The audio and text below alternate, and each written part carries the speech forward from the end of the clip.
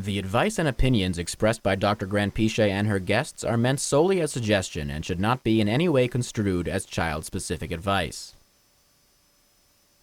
Dr. Doreen Granpeesheh is the Dr. Doreen is an expert in autism. Doreen Granpeesheh. Dr. Granpeesheh. Dr. Doreen Granpeesheh. Dr. Doreen Granpeesheh is a visionary in the field of autism. Now you can ask her questions on Ask Dr. Doreen.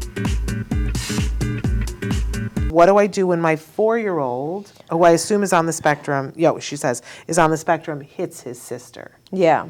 Now we're into something where it's like, okay, well, clearly that's not a thing that we want. We don't want the and that's 4-year-old not to hit something the you can ignore. Right. Yeah. Right. So that's very, very important. And I know it's really difficult, but again, we go back to how to manage behavior, and there's always two ways: either deal with it after the fact or before, right? Antecedent or consequence. It's both. And when it involves hitting, you have to do an antecedent modification. You must block the hitting, and as well as perhaps remove a reinforcer or some form of response cost. It really depends on your child.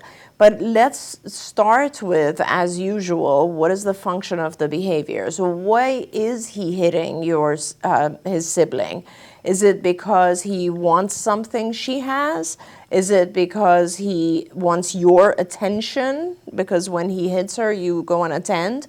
So whatever it is, you have to remember when we look at challenging behavior, the way to deal with it is make sure that the hitting, which you're going to now block, but make sure that his attempt to hit does not get what he was trying to get, but some other better way of communicating gets what he wanted to get. So for example, if he's trying to get something from his sibling, and he's 4, we don't know how old his sister is. No. Right. So if he's trying to get, like, let's say a toy that she's holding, and he hits, first of all, whenever possible, wherever possible, you have to block that because we don't want her to get hit.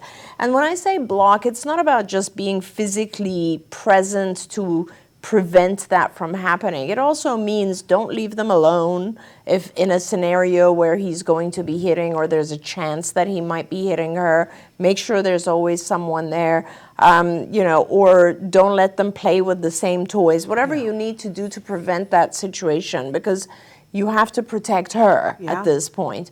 And remember that his hitting is a form of communication. He's either saying, I want that object, or Mom, I want your attention, or whatever it might be.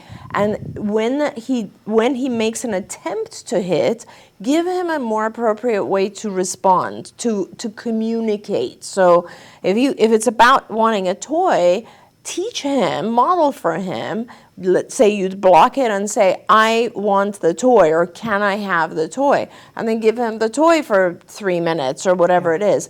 It's a process of teaching our children. It's not as simple as once. It doesn't happen once.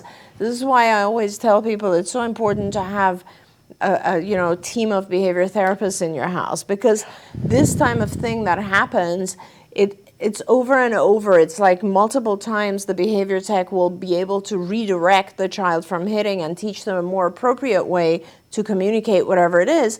And over time, the child realizes, oh, hitting doesn't work, but asking works. Yeah. And that's the key to it. And it takes a while for the child to realize that. So it isn't about doing it once. It's about making sure there's consistency, and every time the child realizes hitting is not getting me what I wanted.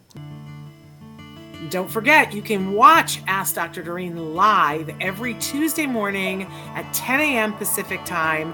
We hope to see you there.